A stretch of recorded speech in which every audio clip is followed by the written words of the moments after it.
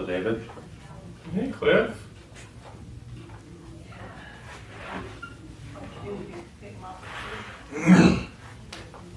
Is it past 9 o'clock? What's your the only one here? I'm David, I'm dumb. Huh? You set a pattern, you set a reputation, people get used to it. Well, we can't all work here, okay? What's that to do showing up one time? I don't know. Guess that only applies on Wednesdays. That's true.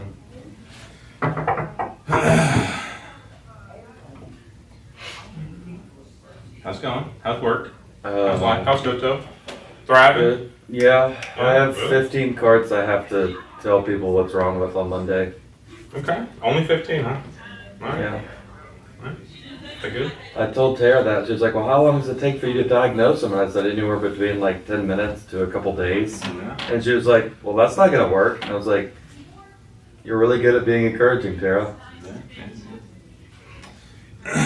Also depends on, if you have your clipboard. If you can't find your clipboard, Yeah. looking for your clipboard. Yeah, I lose my tools like every 5 minutes.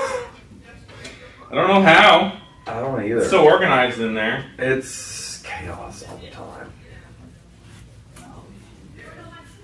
Yeah, I heard y'all hired Brent. Yeah, he's doing surprisingly well. Yeah, he seems like a hard worker. He Go is. getter.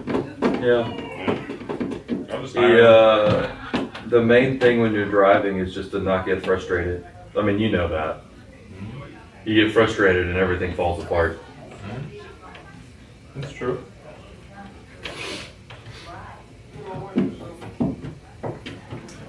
True. Hey, Mike. Hey there. Good morning. How you doing? Oh, just rolling along. Yeah, man.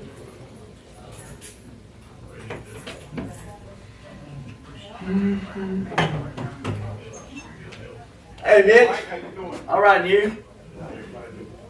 So Nathan, one of the techs, didn't even bother talking to him until like after the third day, because the last two drivers quit on after the third day. Oh, yeah. So he's like, I don't really feel like, why get to know the guy? And I was like, well, that's a terrible attitude to have. Yeah. It's I like, mean, well, to be fair, though, weren't the last two, like, old?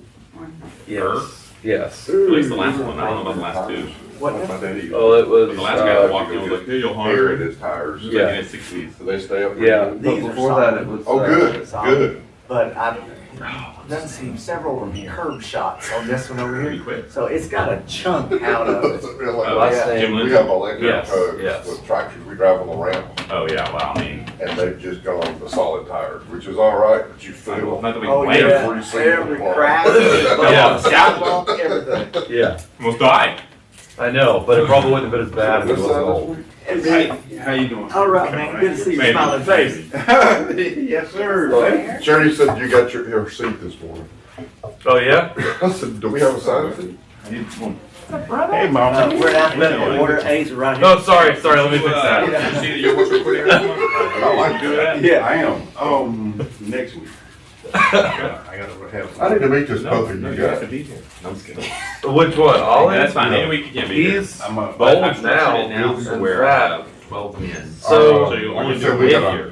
Half So, yeah. Corgi, half So I've been working through Russell. that list, Now four. and I'm trying to go There's not a alphabetically. whole lot in between. those his two. problem I was, think I had to switch last and I think month this because causes the most guy I of had his like down health issues, like is the guy why he was so hyper when he was younger, So and he's why not he's been so here. So I had fat. to put Paul Lyons. Is we got him from a company So called anyway, Pregnant so Puppy just once a Rescue, year, and their I only forgot job doing it. was to But yeah, apparently a anyway, lot of you can't be shelters here. won't take in pregnant dogs But if you can because call him it'll throughout turn the week. into 9 Well, dogs. right, You know? Right, yeah. So, and I'll be here um, Sunday. We'll They get take together. those in, but then as soon as the puppies are Appreciate you, born, brother. their only Appreciate you. goal How'd is you, to have let me less ask you stray one thing. dogs.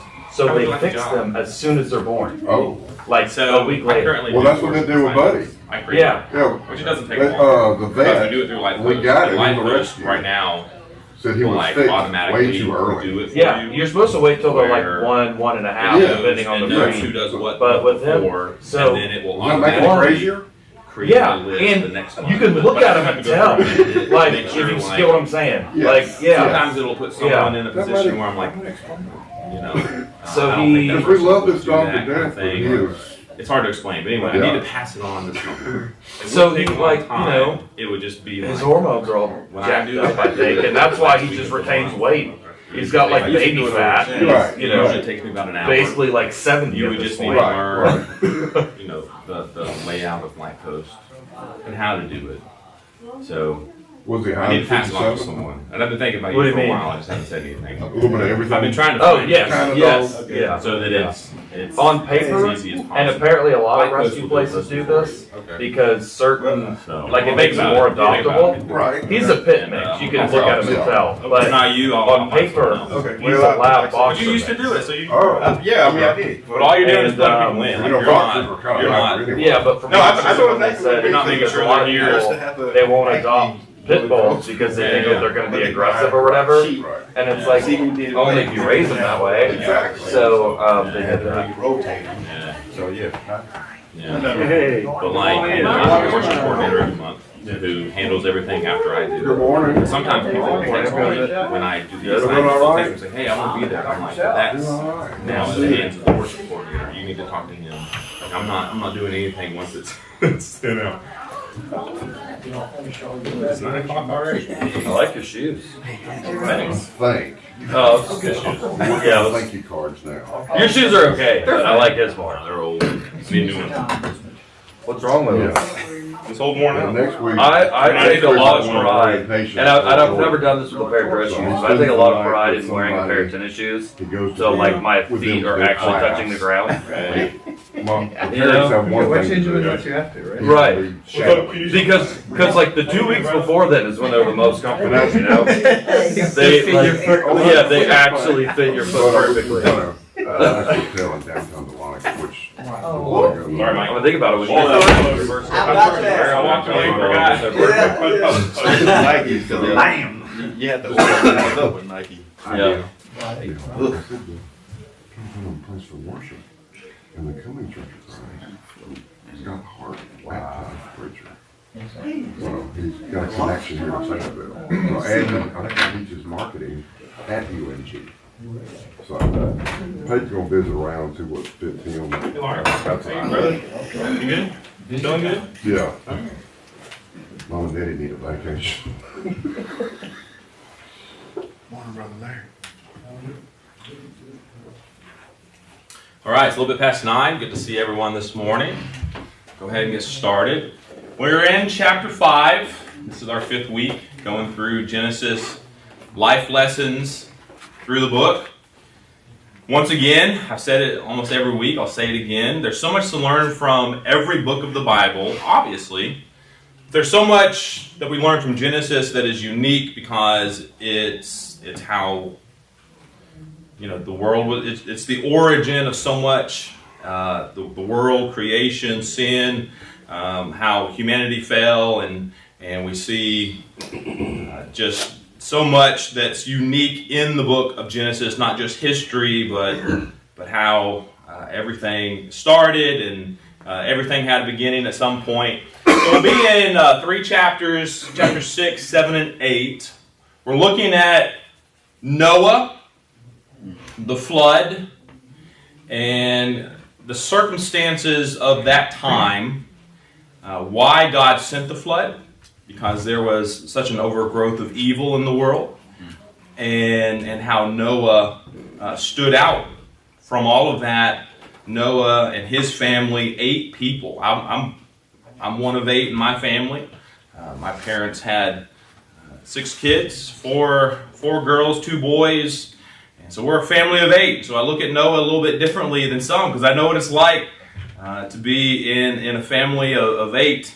And here we see 8 souls: Noah and his wife, his sons, their wives, and just 8 individuals saved in the ark. And I don't know if you've ever been to the Ark Encounter. I've never been to the Ark. I went to the Creation Museum when I was in preaching school. Every year, I think every other year really, they take all the students from Memphis on this campaign or this trip to see different sites. They had to do with like the Restoration Movement. You go to Bethany College. You go to A lot of these sites where we read about the Restoration Movement, things that happened, we traveled to see all that and to see different things. We went to the Creation Museum. And I know by talking to some of you, you've been to the Creation Museum. It's really awesome. But now they have the Ark Encounter, and I've never been to the Ark. My parents were there this past week, and they are traveling for their 50th wedding anniversary, and they're up in Washington, D.C. right now. They've been there for several days. And I called to check on them on Saturday just to see if my dad was still alive after driving through D.C. traffic, because he doesn't handle that kind of stuff. I'm sure I wouldn't either. I don't like Atlanta traffic, but a whole new city, they're fine, they're good. But anyway, they went to the Ark Encounter, and so to see that would be amazing, to see how it would have worked, the size, the magnitude of the Ark, to see how, because one of the big questions is how did Noah get all the animals in the ark, and how did it work? How did it?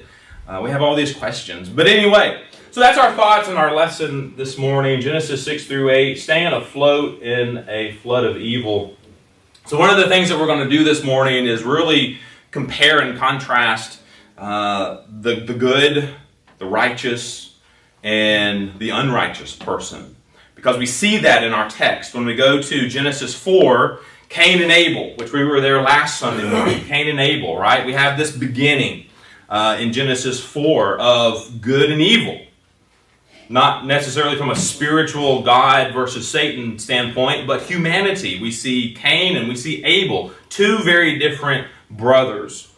And the idea from last week's lesson was that Cain's offering was not accepted, not just because it wasn't a blood offering. We kind of speculate about that. We don't know for sure. We just say, well, God must have required a blood offering. It wasn't blood offering. I think it's much more than that. I think it's much more. I think Cain's heart was already evil. And Cain's person, his heart, his mind, as a person was already evil. And when he offered this sacrifice, God didn't accept it because he didn't accept Cain's heart. And after he tells Cain that his offering is not respected, then he just spirals down into the abyss of even more evil. He goes and he kills his brother, he runs away, and his descendants are evil as well. So it just kind of starts this lifestyle for Cain as rebelling against God. And so one of the things we're going to compare in this lesson is we see Cain and his descendants, and we see Seth and his descendants, and Abel as well, but really more Seth, which would have been another son for Adam and Eve. And what we see, and we'll look at some of these passages, and you'll see it stand out when we read them. You'll see unrighteous people and righteous people. And then we'll work our way, Genesis 4, Genesis 5, Genesis 6, to Noah. And how Noah stood out among so much evil. And we'll ask the question, well, how can we stand out looking at Noah? So let's get into the text. It'll make more sense than me trying to explain it. In the first place, I just want to set the scene in our mind. I want us to start using our imagination to picture the flood.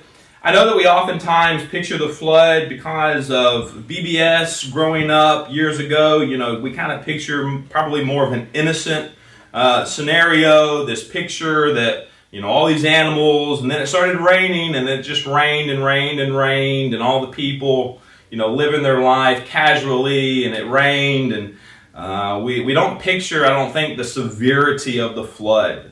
That I imagine it happened so quickly, and it was so intense when it happened that people, all of humanity at the time, they're dying right and left. It's intense. The screaming, death.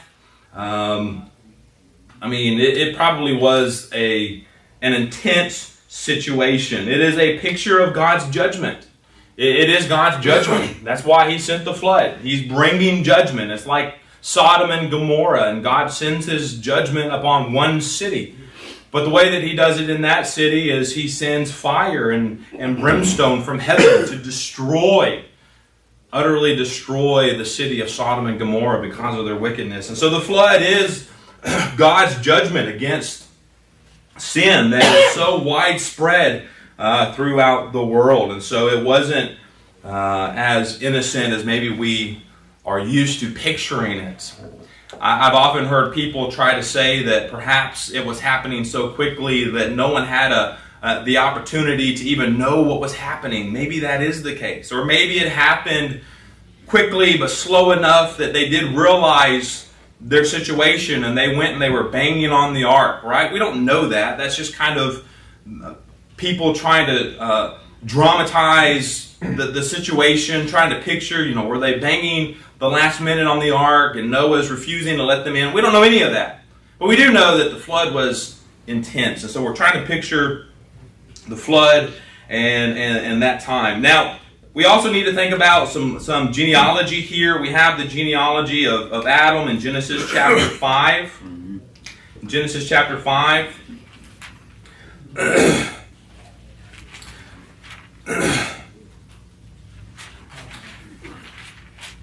We have some genealogy, and we have to think about Seth and his son. So Genesis chapter 5, read just a couple of verses with me. It works all the way to Noah, to Lamech, and then to Noah. It names the descendants of Seth to Noah, to his sons Shem, Ham, and Japheth. Genesis 5:29 through the end of the chapter, just reading a couple of verses here. And he called his name Noah. All right. We back up, verse 28. Lamech lived 128 years and had a son. And he called his name Noah, saying, "This one will comfort us concerning our work and the toil of our hands, because of the ground which the Lord has cursed." After he begot Noah, Lamech lived 195 years and had sons and daughters. So all the days of Lamech was 777 years, and he died. And Noah was 500 years old, and Noah begot Shem, Ham, and Japheth. So when we go through Genesis chapter 5 and we read about the genealogy of Adam and we read about Seth, let's see, where is Seth? Seth is verse 6. Let's go up to verse 4. Let's go 3. Verse 3. And Adam lived 130 years and begot a son in his own likeness, after his image, and named him Seth. After he begot Seth, the days of Adam were 800 years, and he had sons and daughters. And all the days of Adam that he lived were 930 years, and he died. Seth lived 105 years and begot Enos. After he begot Enos, Seth lived 807 years and had sons and daughters. All the days of Seth were 912 years, and he died. So, we read some very important genealogy in Genesis chapter 5. Now, this is after Cain and Abel. Genesis chapter 5, we have Adam and Seth. Seth comes on the scene. Seth has a son and other sons and other daughters. And it leads us all the way to Noah, to Lamech, to Noah. Then Noah had Shem, Ham, and Japheth. So Genesis 5 is just a list of genealogy and descendants from Adam to Shem, Ham, and Japheth. Now, some lessons that we will learn in this chapter. Some of the things that we're going to talk about, and then we'll get into some of our points.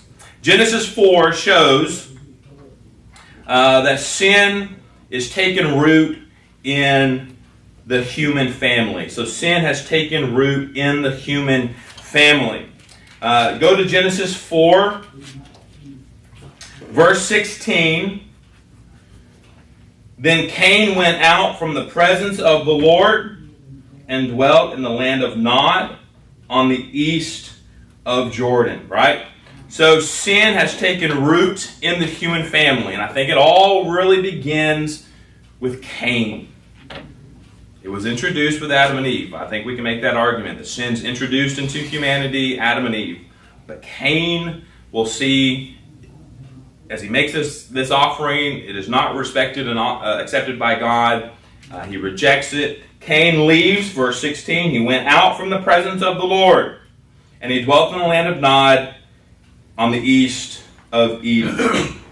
Okay, so here we have evil. Cain went out away from the presence of the Lord, meaning he lived in rebellion. in sin and unrighteousness. So there's evil, but we also have to consider that there were good people, righteous people.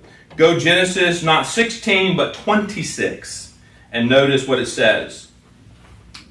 Genesis 4:26. And as for Seth, see, we don't have Abel necessarily. This is Seth and his lineage, his descendants. So we have Cain. Here we have Seth. And as for Seth, to him also a son was born, and he named him Enos. Then men began to call on the name of the Lord. You see that in your Bible? Look at it. Focus on it. Highlight it in your mind. Then men began to call on the name of the Lord. So what we have here is we set it up for our study. We have Cain, who has gone out from the presence of the Lord. He's living in rebellion. He is living unrighteously. And it just all unravels because his offering wasn't accepted. And all this, and he leaves, and he's out of the presence of the Lord. But on the other hand, we have Seth, and Abel, I'm sure, is there, but Seth and his family, and men began to call on the name of the Lord. So we have good and evil. However, when we get to Genesis chapter 6, there will be so much evil in the world that the thoughts of humanity is so wicked and evil continuously that God repents that he created humanity and he's going to destroy the world except for someone by the name of Noah, who came from Seth, and his sons and his daughters, or his sons and their wives, and they are righteous. So we have righteous and unrighteous people. So let's think about our first point. We're going to be in Genesis 6. Here's our first point. Thought. Sight and sin. We're going to think about sight and sin.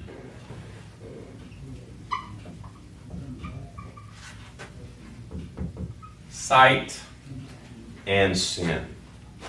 Staying afloat in a flood of evil. Let's think about how our sight, our physical sight, leads to sin. Go to Genesis chapter 6. We do not get far into the text, and we will read about two distinct classes of people.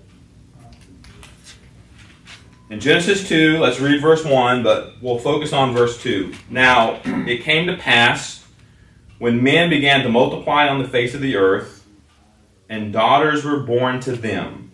Verse 2 is our focus. Two different groups of people. That the sons of God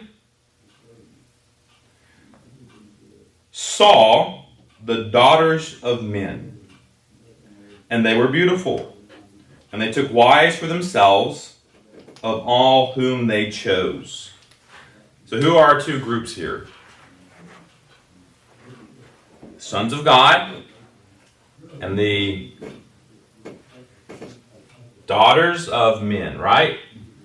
We have the sons of God and the daughters of men. Now,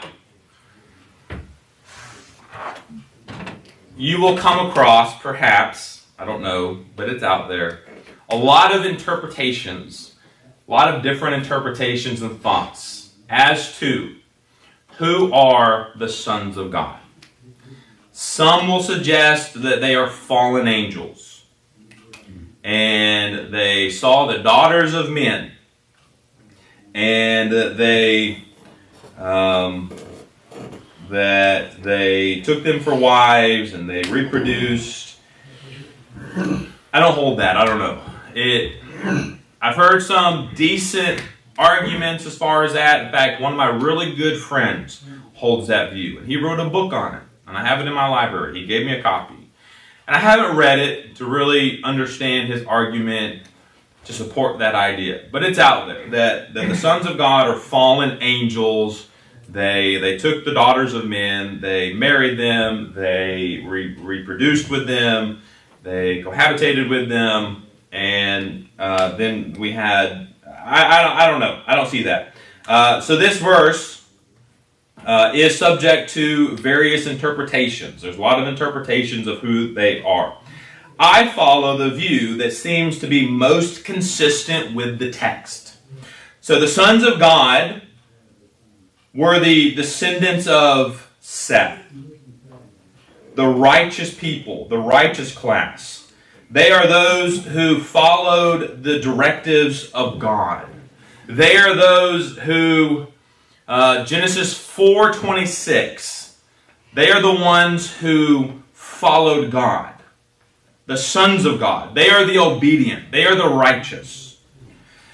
The daughters of men may have been, it seems, the descendants of Cain. Notice the distinction here. That one is the sons of God, the descendants of Cain. We would even use that language today, that we are sons and daughters of God. Why? Well, because we're Christians. We're followers of God.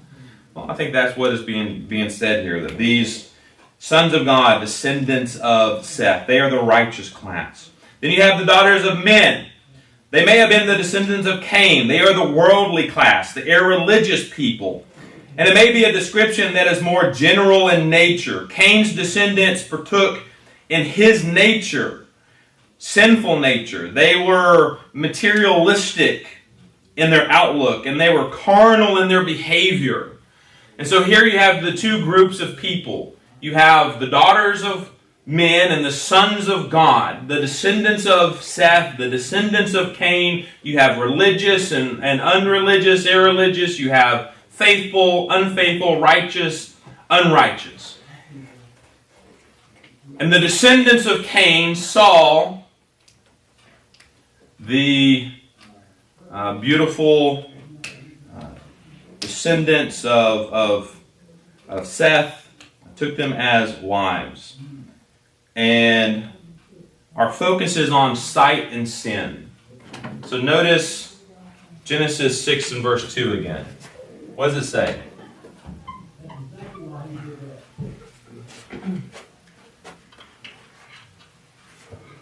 It says that the sons of God, what did they do? It's just a three-letter word. Saw. They saw. So they saw something that looked good. What does that remind you of? And they took it. It led to more evil, more unrighteousness, wickedness, unfaithfulness. They saw it and they took it. What does that remind you of? We just studied it in Genesis chapter 1. Adam and Eve. The tree of life. Yeah, Adam and Eve, right? Eve saw that it was good. Saw that it was good. In fact, let me do a little word study here if this kind of stuff interests you. In Genesis 6 and verse 2, it says that the sons of God saw the daughters of men and that they were beautiful. The word beautiful there in the Hebrew means good. They saw something that was beautiful, or to them, it was good. So let's make that parallel again with Eve. She looked at the tree that God said, "You shall not eat of," and it looked beautiful to her, or good to the eyes. Does it say that in the verse, Genesis chapter 3? And the serpent said to the woman, verse 6, Genesis 3:6. So when the woman saw that the tree was good, well, that's the same word, that the tree was good for food. But it also said it was pleasant to the eye. Pleasant to her eyes, okay? So notice the connection that we're trying to make here. A lot of sin often is something that we see and we want. And maybe for a moment or a time, what we see that looks good to us, we then begin to want, which can lead to sin. Notice the connection here. I'm going to give you another verse that I think will kind of tie this up a little bit better. And 1 John 2, 16. Yeah. 1 John 2:16.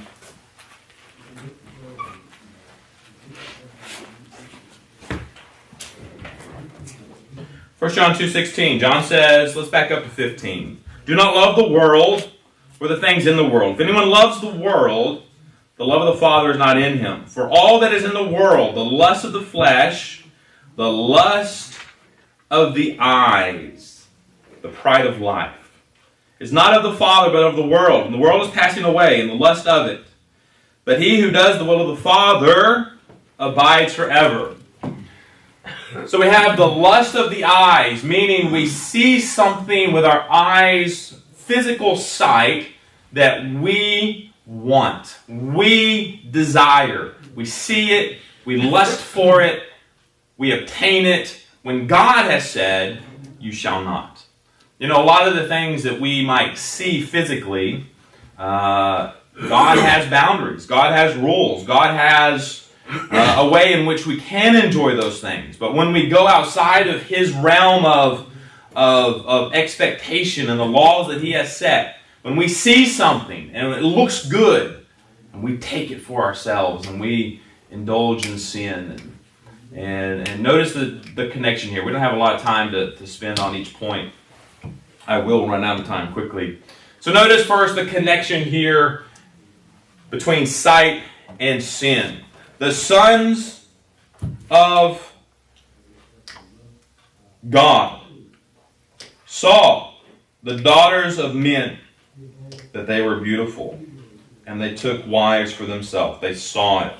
But then notice there is a connection between selfishness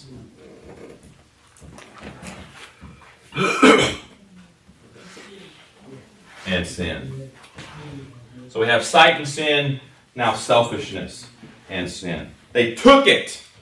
They saw it, and they took it. Brother Rogers, in his book, if you were to read it, classifies the two lines of people, again, the righteous people and the unrighteous people. So the righteous people, the sons of God. The unrighteous people are the daughters of men. The lesson here is that the unrighteous people were led astray by what was appealing to their eyes. They saw it, they desired it, the selfishness. Another word that we would use here is covet.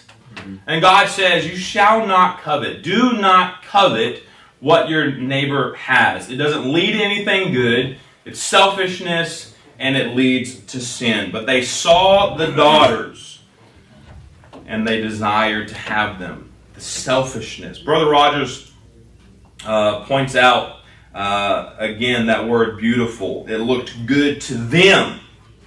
They decided that it looked good and that they wanted it. And the selfishness that led them down this road of sin. So, just a few thoughts here. We're building upon the influence of evil and sin and wickedness in Genesis chapter 6. The sons of God, the daughters of men. They saw them, they took them, and we continued reading. Let's actually go to the text. Continue reading. Verse 3, notice what it continues to say, and let's go to verse 5. No, let's go to verse 8. I think we're introduced to Noah in verse 8. So we have the sons of God, the daughters of men. They saw that they were beautiful. They took them for their wives, of all whom they chose. And the Lord said, my spirit shall not strive with man any longer, for he is indeed flesh, yet his days shall be 120 years. There are giants on the earth in those days, and also afterward when the sons of God came into the daughters of men, and they bore children to them. Those were mighty men who were of old, men of renown. Then the Lord saw that the wickedness of men was great on the earth. So we have the introduction of all this wickedness that is growing throughout the earth. The wickedness was great on the earth, and that every intent of the thoughts of their heart were only evil continually. Humanity has gotten to a point where it is just so wicked. Every thought, every intent was evil and wicked. Verse 6, and the Lord was sorry. He repented that he had made man on the earth, and he was grieved in his heart. So the Lord said, I will destroy man whom I have created from the face of the earth, both man and beast, creeping thing and birds of the air, for I am sorry that I have made them. But then, verse 8, Noah found grace in the eyes of the Lord. So then we are introduced to Noah and his righteousness. Any thoughts, comments? For the next section, I want to talk about what Brother Justin talks about in the book, how to stay afloat. So again, life lessons from Genesis. We want to know how to stay afloat because something that has not changed from the time of Noah to today is the presence of evil. The flood of evil, if we would call it that. One thing that has not changed is the presence of evil. Satan does not sleep. He was alive and active in that day. He's alive and active today. So, what is the lesson that we can take away from Genesis 6, 7, and 8? The presence of evil, the sight that led to sin, the selfishness that led to sin, the influence of evil in that day that God said. I mean, how many times in Scripture did God ever say he was sorry for something? Outside of Genesis 6, I don't know. There may be another time, but I don't know. The only time that I'm aware of that God was sorry for something was when he looked at the condition of humanity in Genesis 6 and said, I'm sorry I made humanity. And he repented. But Noah found grace. It also repented him that he made Saul king over Israel. Did he? Okay. Yeah. All right. And that's why he appointed David. Okay. He was sorry he made Saul king. And he was only made king because people Asked for it. People asked for that, He gave yeah. them what they wanted. So, for just a few minutes, let's talk about how to stay afloat.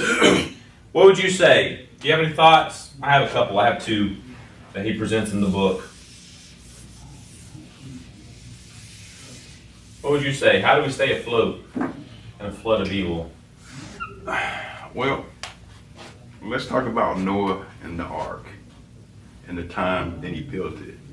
If I'm not mistaken, wasn't there like a drought or it hadn't rained for quite some time? Well, I don't think it rained at all before So that. let's talk about that. So rain had never happened up to that point. Right.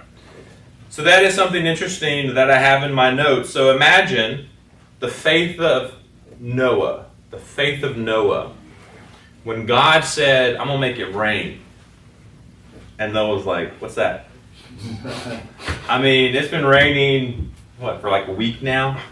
In fact, our gutters were so clogged up just from the fall, and I don't have a ladder that can clean our gutters out because it's just too tall. I have like a 20-foot ladder. It goes like halfway up the side of the house. So I actually had to borrow a ladder last year from the Boschles, which is, I think, like a 40, 50-foot ladder. I don't even know. But it gets up there, and I got up there and cleaned the gutters out. But they have filled up since then. But anyway, all this rain, and I look out there, and it's pouring rain, and the gutters are overflowing. So I actually paid a company yesterday, just kind of out of desperation, to come out and clean my gutters.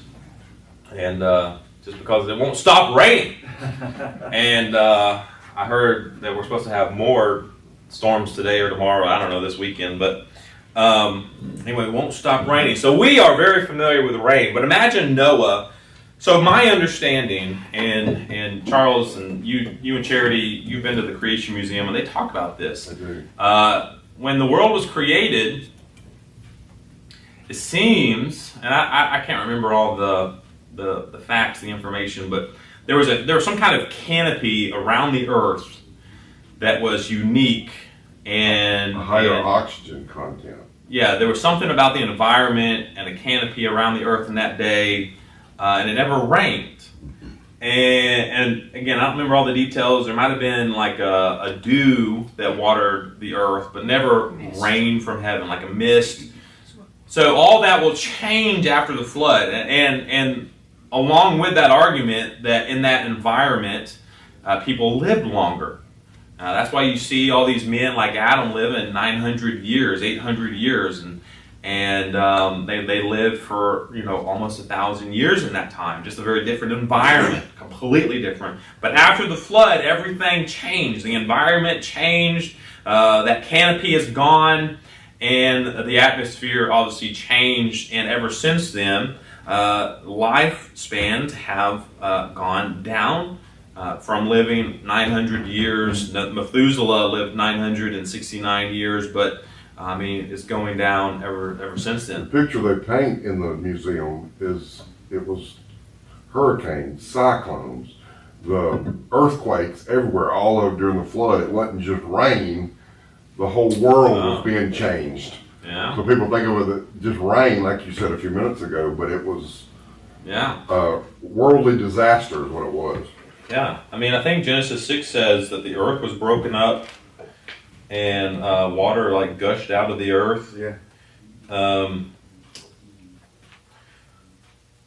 So again, going back to the introduction of our lesson, like it was probably so intense, just all of a sudden, water, the flood. The word flood in the Hebrew, I think, comes from a word that means destroy, which is exactly what it does.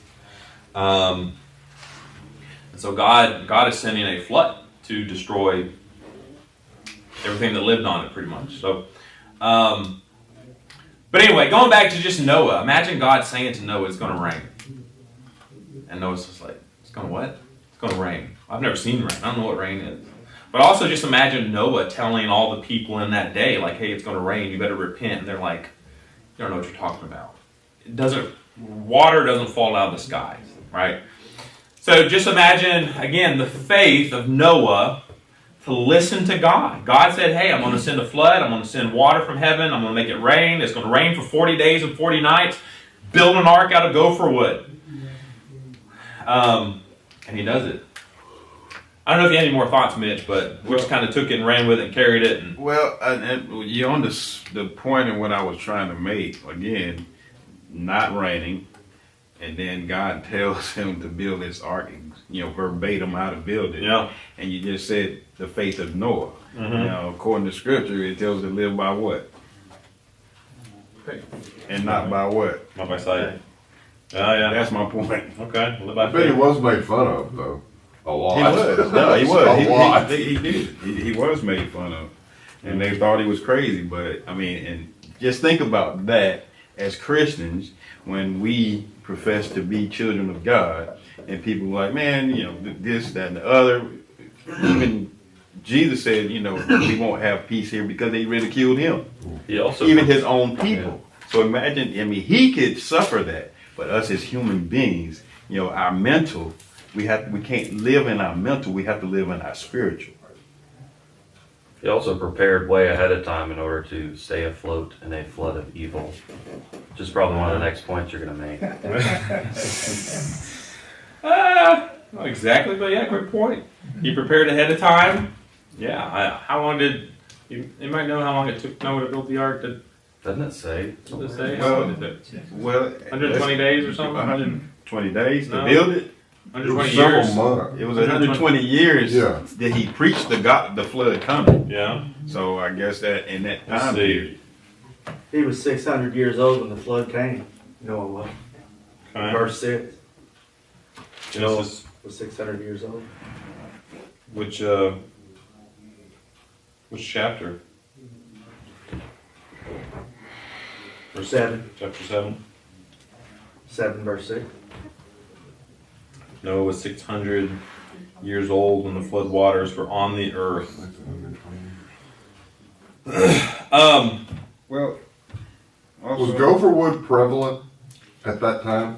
Or do they? You know, that's another thing too. We Do wanted we to even have a know. wood named gopher wood? We want to know what gopher wood is.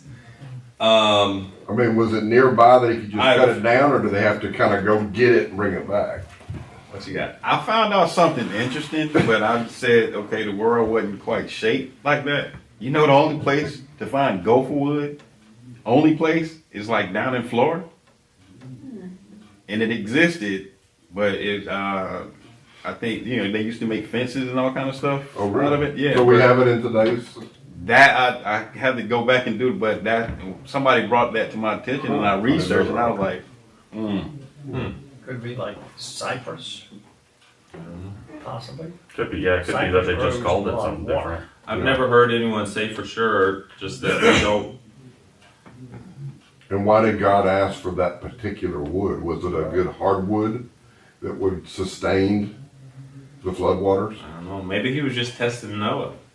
Yeah, the English. God said, "Hey, make it out of gopher wood," and Noah said, "Well, I think cedar wood's better because it smells better. Use cedar wood." It does seem like that would make the ark a lot more tolerable. Yeah. And anyway, Yeah, it is a form of cedar wood, and that would explain the specific nature of the wood. okay, interesting. Well, before we run out of time, we have 5 minutes. How to stay afloat in a flood of evil. The first thing that we really see is that Noah took a stand for righteousness. Even when the world around him, all of humanity, imagine, it was just his family. Everyone around him was evil while he's building the ark. And he took a stand for righteousness, which is why he was saved in the flood. And he found grace in the eyes of God. But we need to leave Genesis for a verse and go to 2 Peter 2. Let's see, I'm going to read 2 Peter 2, verses 4 and 5.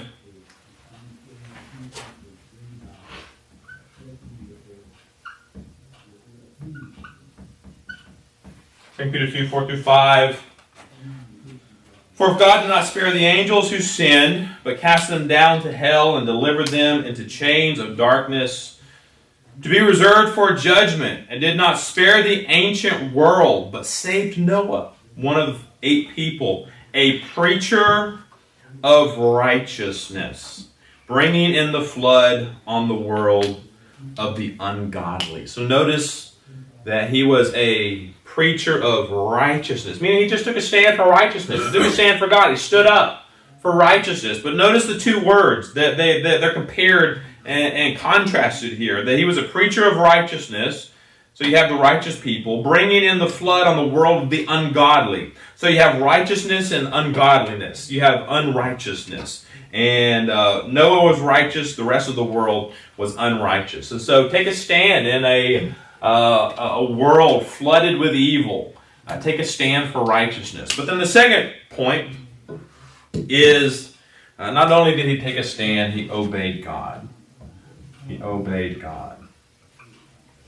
And everything God said, like going back to Charles' question, why gopher wood? Because God said so. And he used it. And he did everything exactly. He built it to the dimensions. He prepared, like Cliff said, he prepared. He worked. Even in the midst of harassment and persecution and evil, he took a stand. He obeyed. God said it. He did it. And he and his family were saved. I imagine it had more challenges than we can imagine for him to stay faithful, to obey God, to do exactly what God said, to build the ark to the dimensions. In fact, the word ark in the Hebrew, this is funny. Justin Rogers. Now, Justin Rogers, if Justin Rogers says it about a war, so Justin Rogers, if you don't know, he's in his 30s, and I'm in my 30s, so he kind of makes me feel like an underachiever. He's in his 30s, and he has a doctorate degree in the Hebrew language. Oh. And the Hebrew language is quite difficult to understand. My brother took it for a semester, I think, and just really struggled with it. But he's really good with Greek. Hebrew is a different animal. But Justin Rogers has a doctorate degree in Hebrew. Anyway, he says the word ark from a Hebrew word meaning a box-like structure. It means a box-like structure. So when God said for him to build an ark, he's saying, I want you to build this box-like structure. Giant box out of gopher wood. And you want to pitch it this way and that way, this big, that big. And you're going to put all these animals What in. if ships were that big? That's exactly They what I had was the thinking. fishing boats. Yeah. And I wonder if there were any boats of a larger scale. I would think they would need bigger boats of that large of a scale then, you know? Yeah. In fact, talking about the scale, how big was it? Anybody know? Well, it said 450 feet. when There you I go. looked it So 450 feet long. up. I don't know how wide. We'll end on this. 75 feet wide. And 45 feet high. The Titanic. That's pretty large. And when you see it in person in Kentucky, it's large. It's huge. It's huge. Yeah. It's the Titanic. Mm-hmm. Yeah, it is. How big was the Titanic? Let's compare. I don't know. That's all we have time for. It's 45 after, but hopefully we can take these lessons from Noah. Just the presence of evil. We started with Cain and his influence with evil, and Seth and their descendants and how they represented righteousness. But then all of a sudden in Genesis chapter 6, it seems like they commingle. The descendants of both, they commingle, and evil is spreading throughout the world to the point that God repents. But Noah was different, found grace in the eyes of God, and he took a stand for righteousness. He obeyed God, and staying afloat in a flood of evil. You know, when you take 3 feet into that 450 feet, it's 150 yards. So just imagine a football field Wow. and half of another football field. Yeah, it's pretty big. That's a big boat. I was just looking it up and it's saying that a lot of modern cargo ships like use the same ratios as the Ark because they realize it's like one of the best ratios for stability in rough seas. That's interesting. And doing it. That's interesting. That is interesting. All right, well, I appreciate your attention. See you next week. And you can navigate certain channels worldwide. That's why they do it. That's Thank you. Titanic was almost twice as long. Yeah, I was just thinking that too. It was like 800 feet. I was like, ooh. Yeah, 885 I like feet. this room That's- has no air. I don't even know how Is that there thing anywhere floated. where the air? Yeah. I I mean, look at modern cruise ships. You don't even know you're on a boat. It's right here. That's crazy. You know, I've also wondered. You got air? as a there? genealogist, You got air? Yeah, that's the minute right there. Wow. I was don't like, know. I'm sitting here and I'm like, How you doing? roasting. I saw him sweating. Yes, sir. How you doing today? Glad to see you. So glad to see you. Enjoy your comments. Enjoy your Oh, comments. thanks so much. I do too. Thanks, sweetheart. How you been, big guy? Yeah.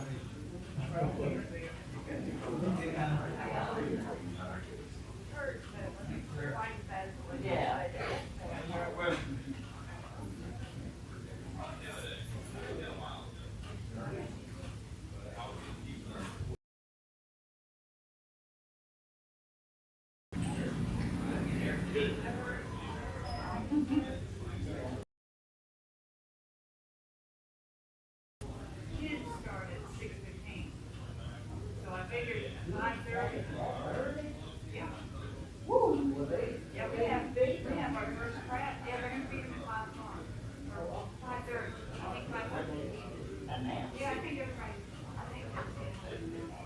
Oh, okay.